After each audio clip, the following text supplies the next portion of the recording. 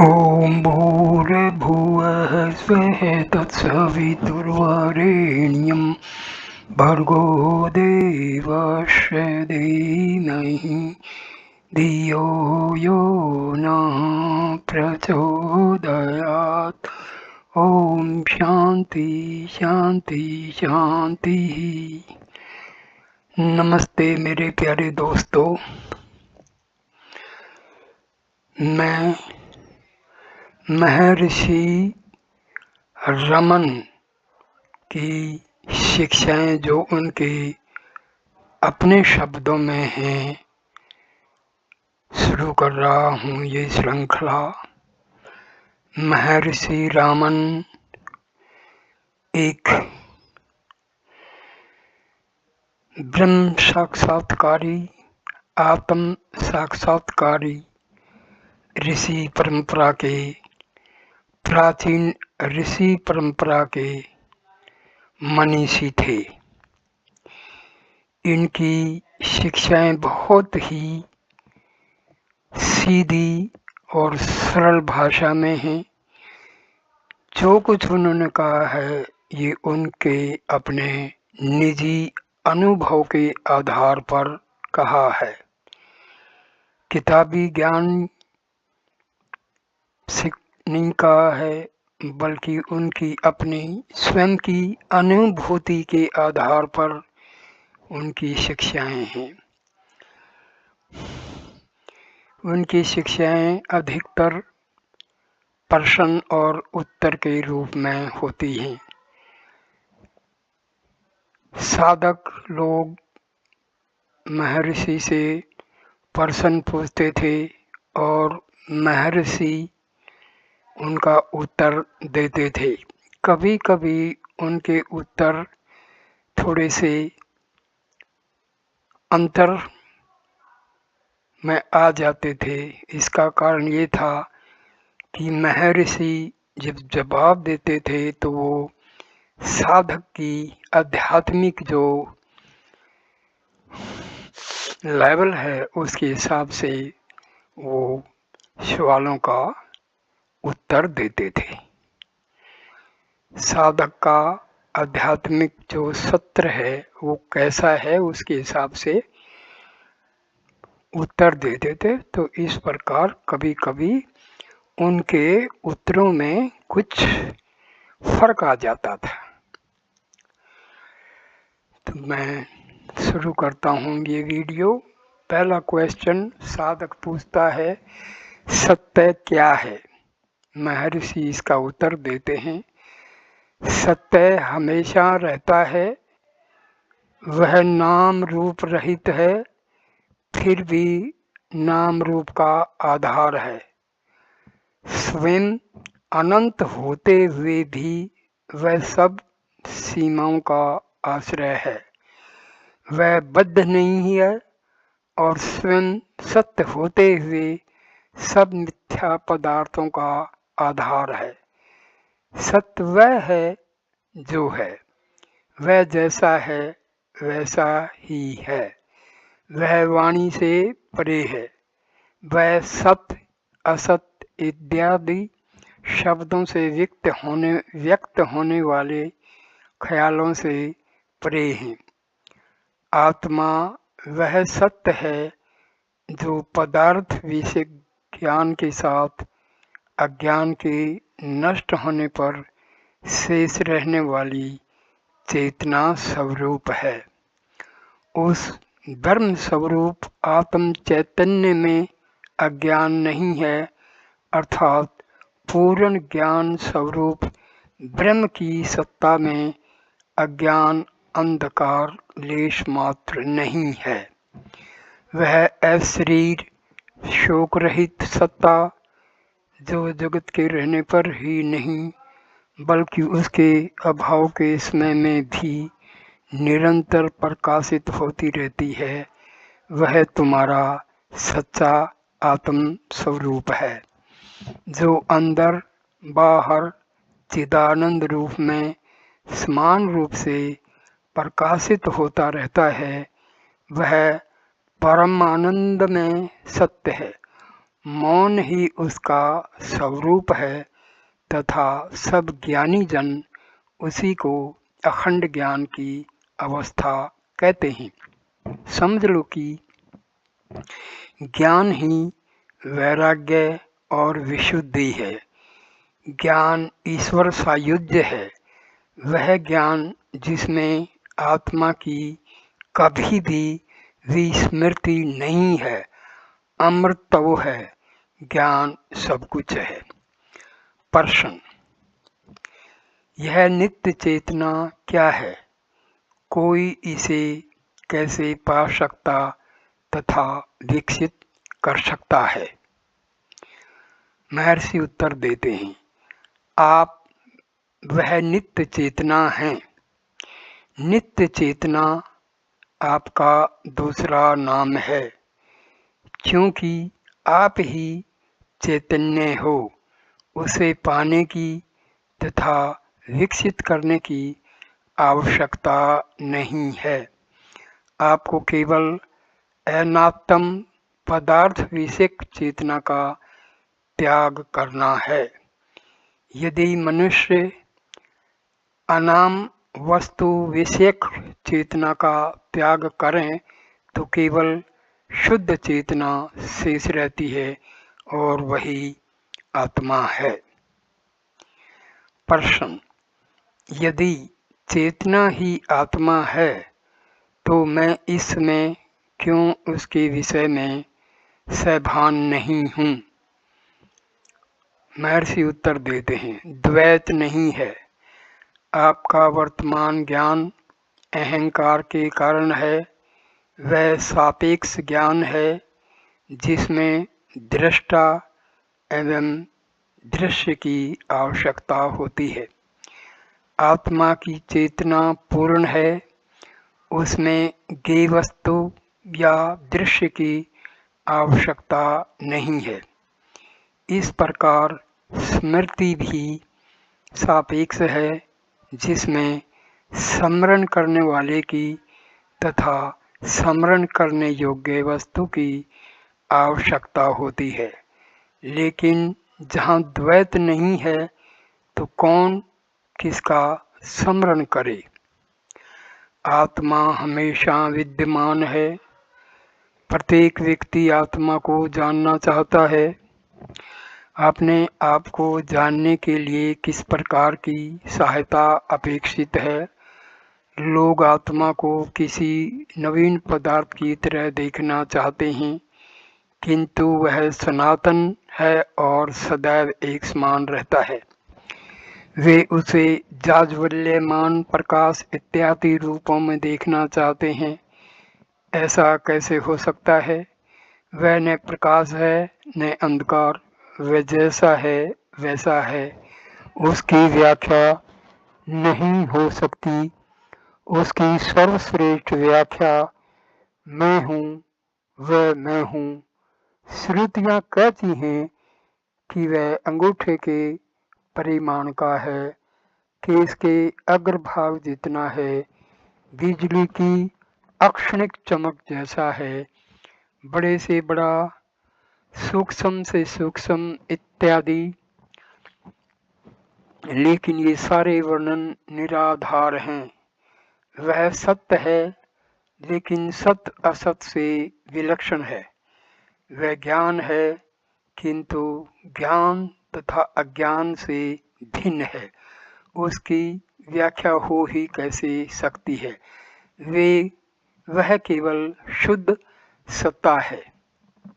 प्रश्न: जब मनुष्य आत्म साक्षात्कार करता है तो वह क्या देखता है? महर्षि उत्तर देते हैं, वहाँ कुछ देखना नहीं है। देखना केवल होना है। जिसे हम आत्म साक्षात्कार कहते हैं उसमें कुछ नया प्राप्त नहीं करना है या दूर स्थित ध्येय को प्राप्त नहीं करना है, किंतु केवल वह होना है जो आप हमेशा हैं और हमेशा थे। करना सिर्फ इतना है कि असत्य को सत्य मानना छोड़ दिया जाए। हम सब असत्य को सत्य समझ बैठे हैं। हमें केवल इस आदत को छोड़ना है, तब हम आत्मा को आत्मा के रूप में जानेंगे। दूसरे शब्दों में, आत्मा बनिए। एक समय आएगा जब आप अपने आप पर हंसेंगे कि आप नित्य प्रकट आत्मा को खोजने का प्रयत्न कर रहे थे। इसलिए इस प्रश्न का क्या उत्तर दिया जाए? वह भूमिका दृष्टा दृश्य से परे है। वहाँ किसी पदार्थ को देखने वाला है ही नहीं। जो इस समय इन सब पदार्थों को देखता है, उसका अस्तित्व समाप्त हो जाता है, तब केवल आत्मा ही शेष रहता है। प्रश्न: इसे सीधे अनुभव से कैसे जाना जा सकता है? महर्षि उत्तर देते हैं, यदि हम आत्मा को जानने की बात को स्वीकार करते हैं तो अवश्य दो आत्मा होनी चाहिए, एक जानने वाला आत्मा तथा दूसरा ज्ञेय आत्मा। एवं जानने की क्रिया का भी स्वीकार करना पड़ेगा। जिसे हम आत्म साक्षात्कार कहते हैं, उसमें हम जो हैं वही रहते हैं। इसमें कुछ जानना या बनना नहीं होता है। यदि किसी ने साक्षात्कार किया है तो वह केवल वही होता है जिसकी सत्ता है और हमेशा से है। कोई भी इस अवस्था का वर्णन नहीं कर सकता, सिर्फ हो सकता है।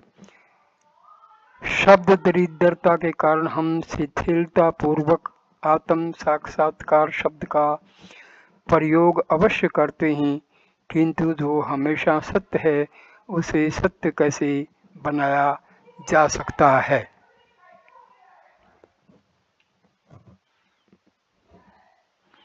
प्रश्न: आप प्राय कहते हैं कि आत्मा मौन है, ऐसा क्यों? महर्षि उत्तर देते हैं, जो लोग आत्मा के निर्विकल्प सौंदर्य में जीते हैं, उनके लिए कुछ भी सोचने योग्य नहीं है। जिसमें दृढ़ निष्ठा पूर्वक रहना होता है वह केवल मौन अनुभव है, क्योंकि वह सर्वोच्च अवस्था में अपने आत्मा से भिन्न किसी प्राप्तव्य वस्तु का अस्तित्व नहीं है। प्रश्न: मौन क्या है? महर्षि उत्तर देते हैं, मौन वाणी तथा विचार से परे की अवस्था है। जो है वह मौन है। मौन का वर्णन शब्द में कैसे किया जा सकता है? ज्ञानी पुरुष कहते हैं कि वह अवस्था जिसमें अहंकार का उदय कभी भी नहीं होता, वही आत्मा है, स्वरूप है और वही मौन है। मौन आत्मा ईश्वर है, आत्मा ही जीव है तथा आत्मा ही यह पुराना जगत है। दूसरे सारे ज्ञान तुच्छ एवं अक्षुद्र हैं। मौन अनुभव ही सच्चा पूर्ण ज्ञान है। समझिए कि वस्तुगत वैविध्य सत्य नहीं है, वह सिर्फ सत्य ज्ञान स्वरूप आत्मा पर आरोपित है। प्रश्न: क्योंकि अशक्य असंख्य शरीर तथा उन्हें जीवित रखने वाली असंख्य आत्माएं भी सर्वत्र विद्यमान हैं और वस्तुतः दिखता भी ऐसा ही है। जो आत्मा एक ही है, ऐसा कैसे कहा जा सकता है? महर्षि उत्तर देते हैं, यदि मैं शरीर हूँ यह विचार सत्य माना जाए तो आत्मा असंख्य है। लेकिन जिस अवस्था में यह विचार नष्ट होता है उसे ही आत्मा कहा जाता है तथा उसमें किसी अन्य वस्तु का अस्तित्व नहीं है। इसलिए आत्मा केवल एक ही है, ऐसा कहा जाता है। माया से मोहित हुए आत्मा भास रूप मन की दृष्टि में ही देह का अस्तित्व है, सच्चे आत्मा की स्वाभाविक दृष्टि में नहीं। इसलिए चिदाकाश रूप आत्मा को देह ही कहना गलत है। देह के सिवा जगत नहीं, मन के सिवा देह नहीं, चेतना के सिवाय मन नहीं और सद्वस्तु के सिवाय चेतना का अस्तित्व नहीं है। जिसने अपने भीतर डूबकर आत्मा को जान लिया है, ऐसे ज्ञानी के लिए आत्मा से भिन्न कोई ज्ञेय नहीं है, क्योंकि जो अहंकार स्वयं को देह से एक रूप समझता है वह नष्ट हो गया, इसलिए वह निराकार सत्य चित्त स्वरूप है। ज्ञानी जानता है कि वह आत्मा है और आत्मा के सिवा देह या अन्य कोई वस्तु नहीं है। ऐसे ज्ञानी के लिए देह के रहने या न रहने से क्या फर्क पड़ता है। साक्षात्कार के विषय में बात करना गलत है। किसका साक्षात करना है? जो सत्य है वह हमेशा वैसा ही रहता है। हम किसी नई चीज़ को उत्पन्न नहीं करते, न ही कोई नई चीज़ प्राप्त करते हैं जो पहले हमारे पास नहीं थी। इस बात को धर्म ग्रंथों में दृष्टांत देकर इस प्रकार समझाया गया है। हम पृथ्वी को खोदकर कुआं बनाते हुए गड्ढा बनाते हैं। गड्ढे या कुएं के आकाश को हमने उत्पन्न नहीं किया है, हमने सिर्फ उस अवकाश को रोकने वाली मिट्टी को हटाया है। अवकाश जहाँ तब भी था और अब भी है। इसी प्रकार हमें केवल हम में रहते हुए युग युगीन संस्कारों को हटाना है। उनके हटने पर केवल आत्मा प्रकाशित होगा। प्रश्न: लेकिन यह कैसे किया जाए जिससे मुक्ति प्राप्त हो? महर्षि उत्तर देते हैं, मुक्ति हमारा स्वरूप है, हम वही हैं। मुक्ति की इच्छा यह सिद्ध करती है कि बंधन से मुक्त रहना हमारा स्वभाव है, उसे नए सिरे से प्राप्त नहीं करना है। जो हमें करना है वह केवल यही कि हम बद्ध हैं, ऐसा गलत धारणा का त्याग करना है। जब हम ऐसा करेंगे तो किसी प्रकार की इच्छा या विचार नहीं रहेंगे। जब तक कोई मुक्ति की इच्छा करता है तो समझना चाहिए कि वह बद्ध है। प्रश्न: कहा जाता है कि आत्म साक्षात करने वाला मनुष्य जागृत, स्वप्न और सुषुप्ति का अनुभव नहीं करता, क्या यह सच है? महर्षि उत्तर देते हैं, आपको किसने कहा कि उसे यह तीन अवस्थाएं नहीं हैं? जब आप यह कहते हैं कि मैं गाढ़ निद्रा में था, तब स्वप्न देखा और अब मैं जग गया हूँ, तो आपको यह अवश्य स्वीकार करना होगा कि आप इन तीनों अवस्थाओं में थे। इससे यह सिद्ध होता है कि आप हमेशा रहते हैं। इस समय आप जैसे हैं वैसे ही रहें तो आप जागृत अवस्था में हैं, लेकिन यह अवस्था स्वप्न में लीन होती है और स्वप्न अवस्था गहरी नींद में अदृश्य हो जाती है। तब भी आप थे, अब भी आप हैं, अर्थात आप हमेशा रहते हैं। तीन अवस्थाएं आती जाती हैं, अनित्य हैं, लेकिन आप हर्ष में रहते हैं, नित्य हैं। यह चलचित्र के समान है। पर्दा सदैव रहता है। विभिन्न प्रकार के चित्र पर्दे पर दिखते हैं और अदृश्य होते हैं। पर्दे पर कुछ भी चिपकता नहीं, वह पर्दा ही रहता है। ऐसे ही तीनों अवस्थाओं में आप अपनी आत्मा ही बने रहते हैं। यदि उस आत्मा को आप जाने तो ये अवस्थाएं आपका कुछ बिगाड़ नहीं सकती। जैसे अपने सिर पर दिखने वाले चित्रों से पर्दा अलिप्त रहता है, पर्दे पर आप कभी असंख्य तरंगों वाले समुद्र को देखते हैं, वह अदृश्य हो जाता है। कभी आप चारों ओर फैलने वाली आग देखते हैं, वह भी अदृश्य हो जाती है। दोनों के दिखने के समय पर्दा होता है। क्या वह पानी से गीला होता या आग से जलता है? पर्दे को किसी ने प्रभावित नहीं किया। इसी तरह जागृत, स्वप्न तथा सुषुप्ति में जो भी होता है उसका आप पर कोई असर नहीं होता। आप सदैव अपनी आत्मा बने रहते हैं। प्रश्न: इसका यह अर्थ है कि यद्यपि सबकी जागृत, स्वप्न, सुषुप्ति ये तीनों अवस्थाएं होती हैं, लेकिन उनका उन पर कोई असर नहीं होता। उत्तर देते हैं महर्षि: हाँ, यह बिल्कुल सही है। ये अवस्थाएं आती हैं और चली जाती हैं। आत्मा जरा भी चिंतित नहीं होता, उसका केवल एक अवस्था होती है। प्रश्न: अर्थात मनुष्य इस जगत में केवल साक्षी है। महर्षि उत्तर देते हैं: ऐसा ही है। इसी तथ्य को समझाने के लिए विद्यारण्य ने पंचदशी के 10वें अध्याय में नाट्यगृह के दीप का उदाहरण दिया है।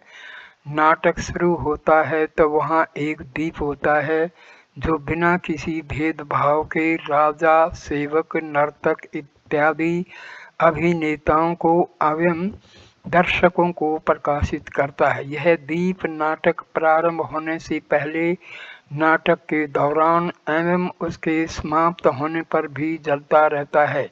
इसी प्रकार भीतर का प्रकाश आत्मा, अहंकार को, बुद्धि को, स्मृति को तथा मन को स्वयं वृद्धि या अक्षय को प्राप्त हुए बिना प्रकाश देता है। निद्रा में एवं उसके समान मूर्छा इत्यादि अवस्थाओं में अहम का अनुभव नहीं होता, तब भी आत्मा निराधिक स्वरूप में अपने आप प्रकाशित होता रहता है।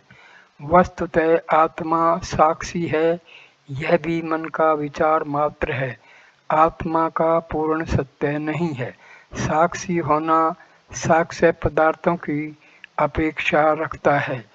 साक्षी एवं उसके साक्ष्य पदार्थ दोनों मन की कल्पना हैं। मैं इस वीडियो को यहीं पर विराम देता हूँ। कृपा करके वीडियो को लाइक करना, कमेंट करना, शेयर करना और चैनल को सब्सक्राइब करना। नमस्कार मेरे प्यारे दोस्तों। अगले वीडियो में ये टॉपिक जारी रहेगा।